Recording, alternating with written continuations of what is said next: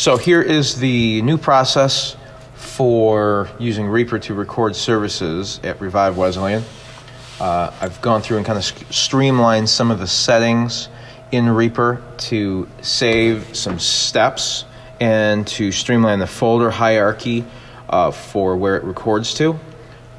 This will be the standard across all the campuses except McKinley moving forward. So we can jump into it here. So the first thing is on every machine there will now be a folder called Reaper Recordings.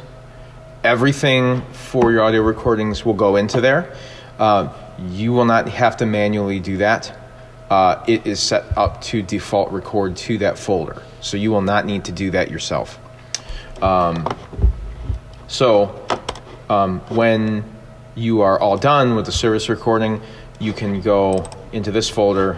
There will be folders in here named by the date is what I would encourage you to save it by, or really however you need to name it so it makes sense. But I would suggest just putting the date in. That's normally what we do. So you will navigate to that, and I'll show you that in a minute. But you will navigate to that when you need to grab the MP3 to attach to PCL. So this will be really a quick setup once you get to do it. It's literally going to be like 4 clicks, and you're done. So go ahead and open up Reaper. It'll open up. And the first thing it'll do is it now defaults where it will, in the background here, you'll see it will automatically open up to the house mix template. You will not have to go to the template subfolder and open the house mix template. It just goes right there automatically. When it opens, it creates a new session and uses the template file as the session that it creates. So it skips all of those steps. And then the second thing it does is it pulls up this dialog window asking you to save it. So you don't do anything else. Don't cancel out of this. Go ahead and name it. You would do the date. So today is the 12th, so we'll just do 11-22. Make sure you do a dash. Don't do a slash, because that could get confusing, because on computers that's how you separate folders or put things inside of folders, like folder locations. So just put the dash if you're going to do that, or write it out like November 22 if you want. You may notice that this automatically went to that Reaper Recordings folder that is on the desktop. That is in the preferences in Reaper. I put it in there, so it automatically defaults to that folder. All these settings are all set. So if you just all you got to do is put the date in and hit save. Now you're ready to record. Everything it's armed, it's ready to go. So if I bring up some volume on the master fader on the console, we've got audio. You're hearing it in the background just through my microphone, but you'll see there's signal on the meter here. So that's the house mix coming in. So we could go ahead and do a little recording.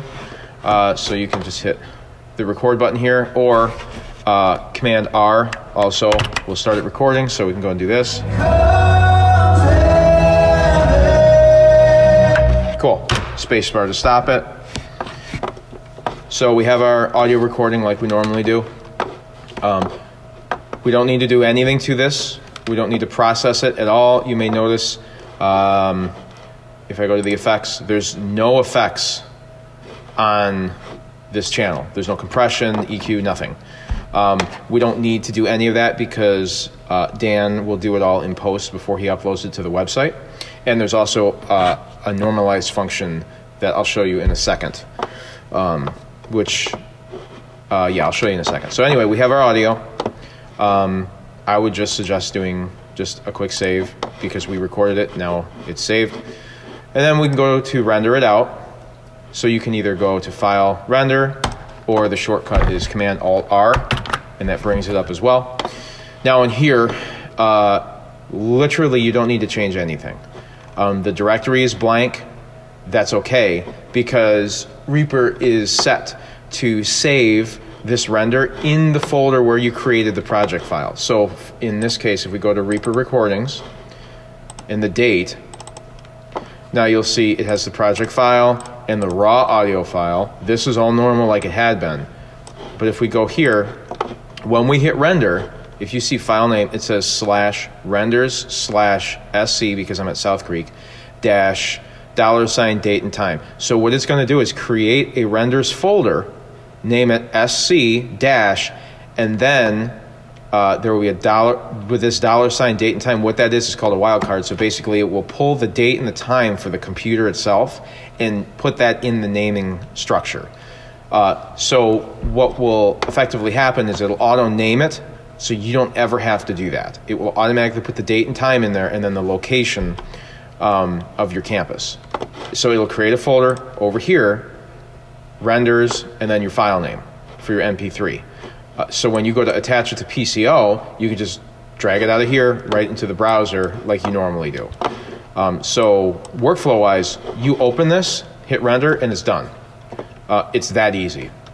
One last thing I'm going to note, right here, this normalize button, what that will do is there's some settings in here. You don't need to worry about it, but basically what it's doing, it's going to render it out as it sits here, right? Very quiet.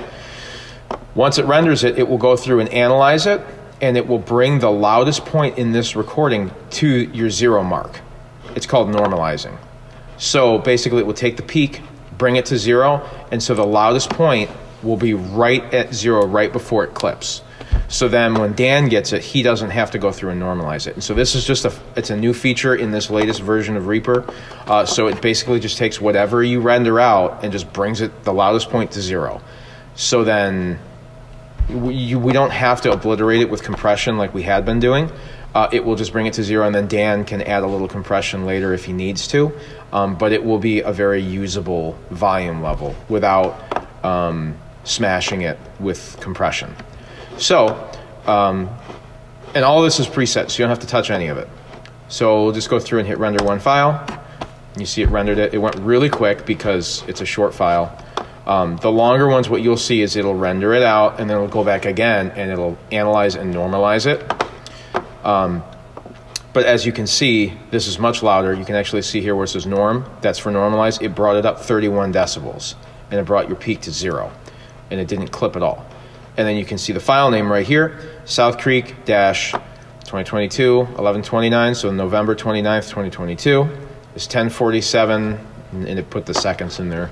So it will put this all in the file name. So if we close this and go over here to renders, you'll see there's the audio file right there. So you can see it was rendered at 10:47:51 on November 29th 2022.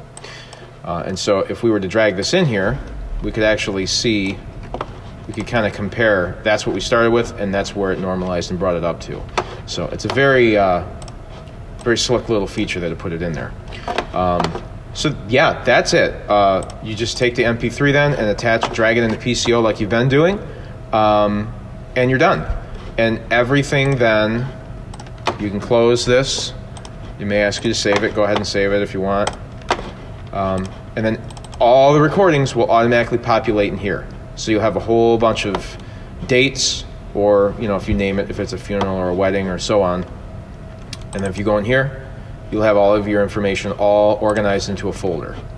One other thing to note is Reaper is set to, if for some reason somebody hits cancel and does not save the Reaper session before you start recording, it will automatically dump everything into this folder.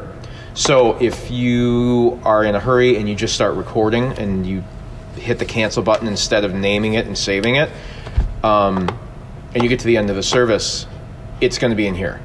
It will automatically default in here. When you render it out, it'll create the render folder. So that's where it will go. You don't have to panic and I don't know where it went. It's everything, unless you put it somewhere else intentionally, it's going to default to this Reaper recordings folder.